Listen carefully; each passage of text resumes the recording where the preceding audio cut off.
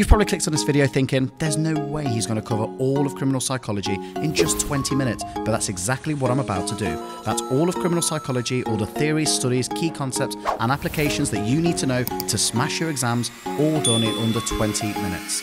Let's get straight into it. So let's get started with the 5 types of crime. Now for this, the most important thing is that you know your definitions as well as a simple example of each, as often the questions aren't too complicated on this topic. Firstly, we have violent crimes, and these are pretty straightforward. They're crimes like GBH or assault. Then we have drug-related crimes, for example, dealing drugs, supplying drugs, or actually taking drugs. We then come on to acquisitive crimes. This one can sound a little tricky, but all it is anything where you gain something. So for example, theft, where you would gain something from someone else. Then we come on to sexual offences. This is anything like sexual assault or rape. And finally, we have antisocial crimes. And these are any crimes where you're doing something that actively goes against society. Great examples here include things like vandalism, public disorder, drinking in the streets, that kind of thing. They are antisocial crimes. For the next bullet point, we need to understand why crime could be considered a social construct. That means something that is created by the society that it's in. Now, crime is an example of this. Another example of this is queuing. Some societies decide that queuing is the right way to do things and others don't. Another example of a social construct is how microwaving fish in a communal staff room is considered to be wrong. Whoa, no, we're not doing that, no. I don't know why you're into this, but we're stopping it right now. You can tell I've had some rough experiences with colleagues microwaving fish. So, how can crime be considered a social construct? Well, crime is different around the world, where some countries would say that some things are a crime, other countries would disagree. For example, in some countries, euthanasia is legal. Euthanasia is the assisted suicide of an individual when they are potentially really ill and they want to end their lives. In the UK, this is illegal. So this is one example of how a crime is different in different cultures around the world. Cultures also differ with things like homosexuality as well as rights of certain individuals. And so this is why crime could be considered a social construct. Now for this next part, you need to very briefly understand how crime is measured. And I say briefly because although there are loads and loads of ways that crime is measured in reality, for the course you only need to know 2, and these are official police statistics and self-report methods. Official statistics involves making use of any of the actual reports made by the police, or maybe when people have reported crimes to the police, and putting them all together to collect data. Now you can actually have a look at this yourself on the police website. I've put a little QR code on the screen, you can take a look, and you can have a look at the crime rates in your area. It's all categorised into different types of crime, and it's really interesting. Now the problem with collecting data like this is that the police don't catch everyone who gets reported to them. Every time that there's a crime reported, that's all well and good, but the police don't always manage to get their person, and so this isn't always as representative. Therefore, we can also ask the public about their experiences with crime. This is called the self-report method of collecting crime. This involves sending out things like surveys to people to see whether they have either been involved in crime or they've actually been a victim of crime. As you can imagine, whereas official police statistics underreport crimes because there's lots of people who won't want to step forward to the police for whatever reason, using self-report methods allows for an over-representation of crime. People are much more likely to report stuff if they're told that it's through an anonymous survey, and so therefore this again might not be representative of the truth. Next, we come on to social learning theory. And for social learning theory, the most important thing you need to know are these key terms that I'm about to go through. So as long as you can memorize the definitions of these key terms, then you're actually all good to go for social learning theory. Firstly, social learning theory says that we learn through observation. Simply means we see other people doing things. Specifically, it says that we love to observe our role models, people that we look up to. Might be an older sibling, parents, or just a friend that you really admire. Now, if we see other people getting rewarded for something, then that's great. That's called vicarious reinforcement. And that's simply when you watch somebody getting rewarded for their behavior. Especially in the realms of crime, you might see someone stealing something from a shop and getting away with it. That would be vicarious reinforcement. Now, if you then go ahead and steal something from the shop yourself and you get away with it, that would be direct reinforcement. You've stolen it and you then get away with it. If you got caught, that would be direct punishment. And likewise, if somebody else got caught stealing something and you observed that, that would be vicarious punishment. Finally, if you do that behavior over and over again, so for example stealing, then eventually you may believe it to actually be the right thing to do. That's called internalization. You finally do a behavior so many times that it becomes a normal part of your personality, of your behavior. Also, if social learning theory says that criminals have become criminals because they've observed other people, then where did the first criminal come from? Social learning theory does not explain the origins of crime. They have learnt through observation and watching others. Then who was the first criminal and how does it explain the first criminal? And so we come on to our first study in this topic, that's Cooper and Mackey. Now Cooper and Mackey can be quite a long and complicated study, and I will do a full in-depth video. In fact, it might be on this channel already by the time you're watching this video, so do take a look. However, for now, I'll go through a simple version of the study for you here. So the aim of the study was to investigate whether video games can cause violence. And this obviously links in with social learning theory quite well, as social learning theory says we learn through observation. So if that's true, then by watching somebody playing a video game, an aggressive video game, or by taking part in an aggressive video game, you should become a more aggressive individual. This is what Cooper and Mackey wanted to test. Now, although there are loads of research methods to go through with Cooper and Mackey, let's keep it simple and just say it was a lab experiment and that the sample consisted of 84 children. So, the study itself went like this. Firstly, the participants were all given a questionnaire to ask them about their previous experiences with playing video games. This happened about a week before the study actually started. Then, when the study started, they were split into pairs, and these pairs were randomly allocated. The only thing they made sure of was that the pairs were the same sex and that they were the same grade, so roughly the same age. Consent was gained from the children's parents. Once they were paired up, they were randomly allocated one of two roles. One of the children in the pair would be a player, and one of the children in the pair would be an observer. This would happen for about 8 minutes. Now, the game that they were playing or observing was randomly given to them based on one of 3 conditions. It was either a high aggression condition, where they played a game called Missile Command, very tame by today's standards compared to GTA. They could be put into the low aggression group, which would be Pac-Man, or the control condition, which was a pen and paper maze game. Remember, each pair only had to do one of these 3 games, not all 3. Once this 8 minutes was up, they were moved into one of 2 rooms. In room 1, the participants got the opportunity to play with one of 4 toys whilst they didn't realise but they were being observed. The 4 toys were the following. There was an aggressive toy, there was a skill-based toy, there was an active toy, and there was a quiet toy. This part of the study was to see whether playing an aggressive video game in condition 1 would lead to them playing with an aggressive toy in this second condition, therefore supporting social learning theory. Now, room 2 is a little bit tricky, so I'm going to keep it really simple. In room 2, they had to do what's called an interpersonal aggression test, and here they were given 3 behaviours. These included talking back to someone, hitting someone, and stealing something, and they were asked to choose which one they thought was the worst. They were also asked to come up with one of 3 possible punishments for them. In order to choose how bad that punishment had to be, there was a red buzzer, and the longer they pressed that buzzer for, the worse the punishment would be to that person. Obviously this never actually happened, it was just a hypothetical what would you do type of situation, and the whole point of it was to measure how aggressive that individual was, and how aggressive they became as a result of whether they saw or observed an aggressive or not aggressive video game. Again, after several minutes, they swapped rooms and they would do the opposite condition. And finally, that is the end of the procedure for Cooper and Mackey. I would argue probably the most complicated and long-winded procedure in all of GCSE psychology studies. Now, when it comes to the findings, they are just as complicated as the procedure. There's a lot going on, so I'm going to summarise it with just the key findings here. However, it is worth having a look at revision guide just to make sure you get all the findings that you can remember. As for the key ones, the most important thing you need to remember is that girls were way more affected than boys when it came to the violent video game. When we measured what kind of toys the children played with, we found that boys were hardly affected by which video game they played, which means whether they played Missile Command, Pac-Man, or the maze game, it didn't really matter, and it didn't really have an effect on which toy they played with in that first room. Girls, however, if they played the violent video game, were much more likely to play with the aggressive toy. That is the most important finding you need to take away. As for the buzzer condition, it didn't really seem to be affected by anything at all. So remember, the key finding is that girls were way more affected by the violent video games than boys.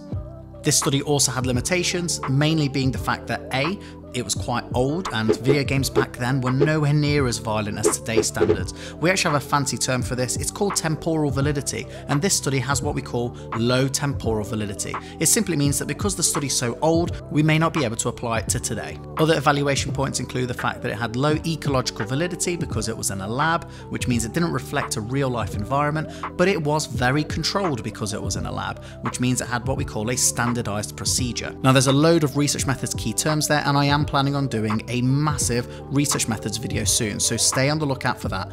Now, we're halfway through the video, and it's taken me absolutely hours to put this together for you. And if you're finding it really useful, a subscribe goes a long way. Believe it or not, over 80% of you watching this video right now are not subscribed. And as I say, it's the best way to show me that these videos are really helpful. Next, we come on to Isen's Theory. Now, Isen's Theory is quite tricky, so I definitely recommend you go and have a look at my full video on my channel. However, I'm here to provide a very brief summary. And in summary, Isen says that every single criminal has got the same 3 personality traits. These are extroversion, neuroticism, and psychoticism. Extroversion relates to somebody who is really outgoing, who's really thrill-seeking. For example, someone who might love going on roller coasters. That would be someone who's very extroverted, or someone who loves going to parties. Neuroticism is characterized by somebody who is quite anxious and also quite emotional, potentially violent. Someone who is psychotic is somebody who lacks emotion. They don't really care about other people's feelings. Now, what's really important about Isen's theory is that Isen said, unlike social learning theory, that we don't learn our criminal behavior through our environment. He says that all of these traits have got a biological basis. That means that there is a biological reason why people have developed these 3 traits. And so for your exam, you need to make sure you know not only what the 3 traits are, not only their definitions and an example, but also what this biological reason for each of the 3 traits are. Let me give you a very brief breakdown. Isen says that extroversion is caused by an underactive or under-aroused cerebral cortex. The cerebral cortex is that outer layer of the brain. And according to Isen, he says that anyone who's extroverted needs loads of stimulation in order to satisfy the cravings that the cerebral cortex has. This is because a part of the brain called the reticular activating system filters out too much information from the environment, and therefore this leads to them needing extra excitement in order to satisfy the same urges that everyone else has. For example, thrill-seeking like going on roller coasters or skydiving, or, in the case of criminals, committing a risky crime. Now, according to Isen, neuroticism is caused by an overactive autonomic nervous system. The autonomic nervous system also controls something called the limbic system, and the limbic system is all to do with aggression and violence and emotions. And so therefore, when this is overactive, which according to Isen it is in neurotics, it leads to highly violent behaviors, things like assault. And finally, psychoticism is caused by what we call an overactive dopamine reward system. Dopamine is a chemical in our brains and our bodies that is triggered by rewards. So every time that you get given something, or every time that your teacher's told you you've done some really good work today, your brain releases a little bit of dopamine. Well, people who are psychotic, according to Isen, have got an overactive dopamine reward system, meaning that dopamine is something that really reinforces their behavior. This means anything like theft, where they gain something, or sexual acts are something that reinforces their behavior a lot, and they're more likely to do it. Overall then, criminals have all 3 of these traits, meaning that all of these biological causes that I've spoken about come into one to create a criminal. Isen's main criticism is that it doesn't take into account something called individual differences. This means that Isen simply hasn't taken into account the fact that not all criminals are going to have this same personality type. If you were to give all criminals a questionnaire that measured their personality type, you'd probably find that not all of them have extroversion, psychoticism, and neuroticism as high scores. In fact, there are some really famous serial killers, which obviously I won't go into here, who have been considered to be very introverted most of the time, until of course they committed their horrible acts. The theory also focuses too much on nature and ignores the role of nurture and upbringing in the formation of criminal behaviour. Next, we come on to Heaven's Study. Heaven's Study is the study that supports Isen's theory, and so what it tries to do is support the idea that criminals all have a very similar personality. In this case, Heaven looked at what we call delinquents, which is young people who commit crime. Now, before we look at the procedure, let's look at the research methods. It's what we call a longitudinal study because it was done over 2 years, and it's what we call a correlational study, and the reason for that is because Heaven didn't actually do any experimenting. Now, this will make more sense once we get onto the procedure. Finally, it's what we call a self-report method. This is because Heaven used questionnaires in his study, and questionnaires are a self-report method. Heaven's sample was 282 students, and they were all taken from 2 Catholic schools in Australia. So a very limited sample, and we'll come on to that when we talk about the limitations. So, what was the aim? Well, Heaven believed that people who committed what were called delinquency, which was crimes at young age, would be more likely to demonstrate psychoticism, extroversion, and instead of neuroticism, which Isen used, Heaven decided to use self-esteem. So, what was the procedure? Well, it was really simple.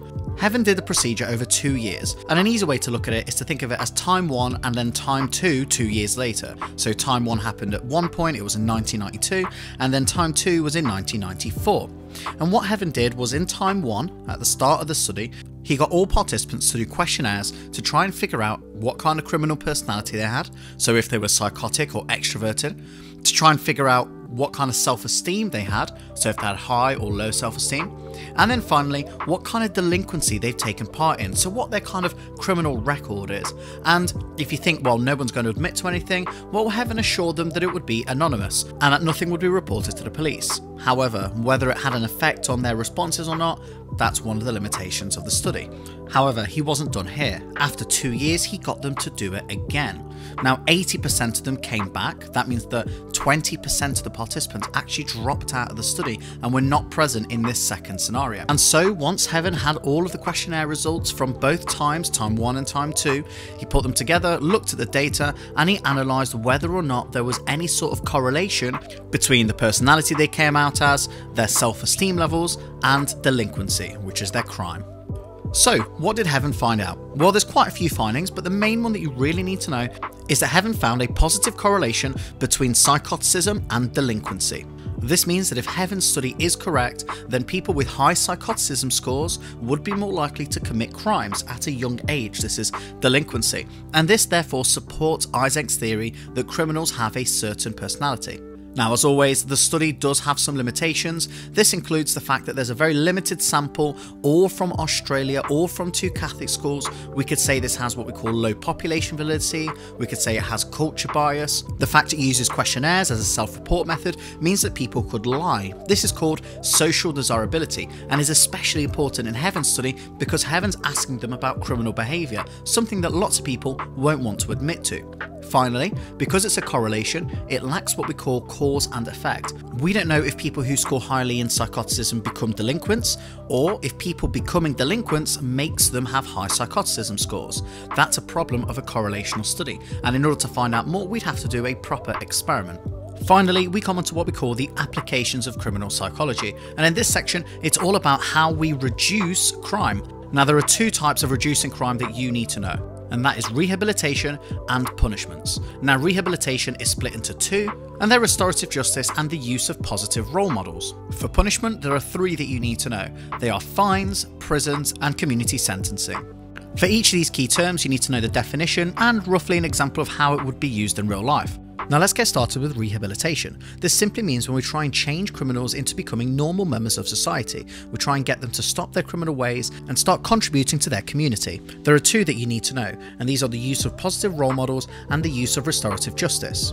Now, the use of positive role models simply means that we try and make use of social learning theory, which, remember, says that we learn through observation, through observing people, and we try and use those theories in order to try and get criminals to observe positive role models instead of negative role models. We might pair them up with somebody who maybe has similar characteristics to them and get them to see, do you know what, if they can make it without being a criminal, then I can too. And again, it makes use of social learning theory to try and change their ways. Now, restorative justice means that the criminal meets the victim, and a good example of this would be, for example, shoplifting. If a criminal has shoplifted, they might meet the owner of the shop in order to see the impacts that it's had on their lives, on their family, the business, and likewise the criminal also gets to explain his point of view. Often this ends with the criminal apologising or giving back what he's stolen, and this therefore hopefully gets them to change their ways. This process of the criminal meeting the victim is called restorative justice. We then come on to punishment, and this again makes use of social learning theory to suggest that, well, if people are reinforced by rewards, then hopefully by seeing or taking part in punishments,